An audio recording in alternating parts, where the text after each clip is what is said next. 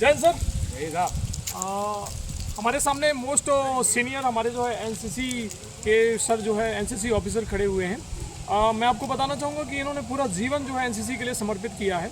तो अब जो नई प्रॉब्लम जो हम जैसे नए एनओ हैं तो वो कैसे अच्छे से अपने एनसीसी लाइफ को एनसीसी को अच्छे से संचालित कर पाएँ, तो मेरी बड़ी इच्छा हुई कि मैं सर से क्यों ना उनके अनुभव को जानना चाहूँ। तो सर को आज रैंक भी लगी हुई है, तो सर से निवेदन है कि कृपया करके आपको कौन सी रैंक मिली हुई है, कैसे प्रमोशन आपको प्राप्त हुआ है, तो कृपया करके आज जो मुझे है वो चीफ ऑफिसर की रैंक मिली हुई है। इससे पहले मैं फर्स्ट ऑफिसर था। मेरी एनसीसी में जो पोस्टिंग हुई है 1 जुलाई 2003 से 2003 से मैं केयरटेकर रहा जी। इसके बाद 8 दिसंबर 2003 से लेकर 7 दिसंबर 2004 तक PRCN 140 नागपुर खामती में किया। फिर मेरे को थर्ड ऑफिसर की रैंक मिली 2007 से। 2007 में मैं सेकंड ऑफिसर बना, 2012 में फर्स्ट ऑफिसर बना। इसके बाद 2018 में मेरा रिफ्रेशर पार्ट 3 का आया था, लेकिन इलेक्शन ड्यूटी के कारण नहीं जा पाया। अच्छा। फिर दोबारा जो मेरा है 2020 में फिर आया, कोरोना लग गया, वो नहीं जा पाया। तो शायद अब मैं जाने के पक्ष में नहीं था, क्योंकि उम्र ज़्यादा हो गई थी। तो वहाँ कामठी का जो रगड़ा है वो शायद संभव नहीं हो पाता इस उम्र में, इसलिए मैं जाने के लिए तैयार नहीं था। फिर वो ऊपर से ही ऐसा DG एनसीसी से ऑर्डर आ गया कि जिसके 15 साल हो गए हैं उनको चीफ ऑफिसर की रैंक मिले। तो चूँकि मेरे 23 साल हो गए हैं, मेरे को आज चीफ ऑफिसर की रैंक मिली है। मैं बहुत खुश हूँ इससे कि जो मैं चाहता था वो मेरे को मिल गया। सर को बहुत बहुत शुभकामना। जैसा कि सर ने रैंक बताई है कि चीफ ऑफिसर की रैंक मिली हुई है, मेरे ख्याल से लास्ट रैंक होती है।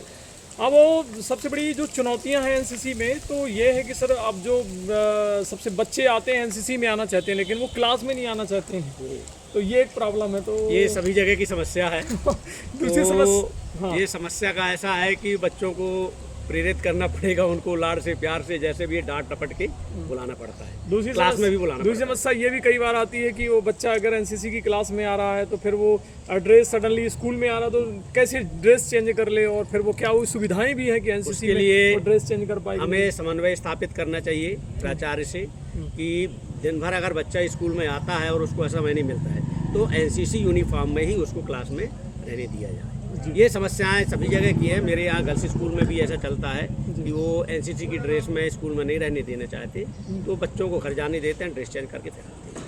लेकिन मेरे यहाँ ऐसी समस्या नहीं। अच्छा सर। अच्छा, और भी जैसे मैंने बात करता हूँ एनएसयू, तो एक तीसरी समस्या ये भी आती है कि मतलब जो एनसीसी ऑफिसर है वो क्या करे, स्कूल में जो पैरेलल टीचर हैं उतना ही काम करे, या फिर क्लास टीचर रहे, या मतलब कितने पीरियड यदि वो कालखंड ले स्कूल में, तो ये मैं मोस्टली मैं देखता हूँ तो सब पीड़ित रहते हैं। तो इसमें क्या आप कहेंगे?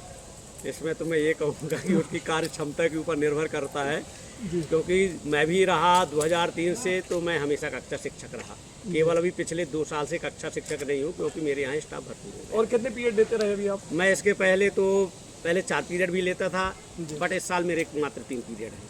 तो ये एनसीसी क्लासेस आप कैसे ऑर्गेनाइज करते थे, मतलब कि स्कूल टाइम पे कि स्कूल से? नहीं, ऑर्डर तो स्कूल टाइम का है, लेकिन मैं 8 बजे से 10:30 बजे तक का एनसीसी पीरियड। उस बीच में कोई बाधाएं आएंगी? नहीं, कोई बाधा नहीं। तो बहुत अच्छे से आपने सफल संचालन किया। चलिए, अब मैं एनसीसी के बारे में जानता हूँ। मैं एक सवाल ये से आपसे भी जानना चाहता हूँ कि एनसीसी में आने के बाद टीचर से कुछ इसमें ऐसा आपको लगा कि नहीं, मैं एनसीसी में आ गया तो कुछ बहुत ज़्यादा जीवन में कुछ फर्क आया, बदलाव आया, कुछ ऐसा?